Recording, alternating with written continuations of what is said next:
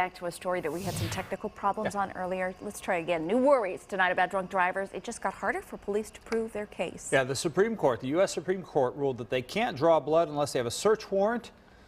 Could change things. Here's our AJ Bayadpour. The familiar scenes from recorded dashcam video. Drivers performing field sobriety tests. But it's what happens next that'll change. Previously, officers could take the driver in for a blood draw if they refuse a breathalyzer test. Now, they'll need a search warrant first. Mostly for us, it's an issue of time.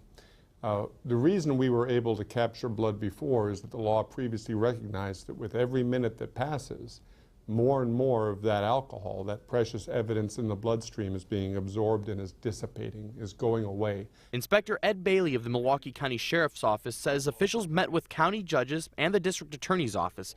They're setting up a system to quickly get those warrants signed by judges. And our target is to be able to do it in under an hour.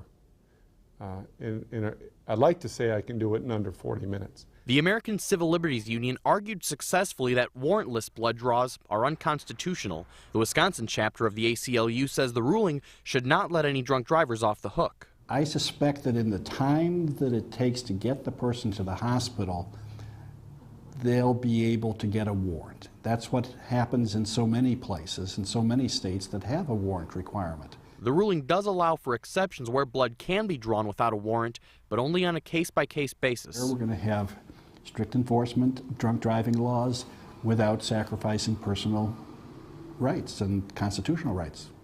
The police say this ruling does not affect the state's implied consent law. When you sign for your driver's license, you agree that if you refuse to take a blood alcohol test, you forfeit your license for at least 1 year. The ACLU believes that law is also unconstitutional, but that argument is not on the Supreme Court docket. Brad, Ann?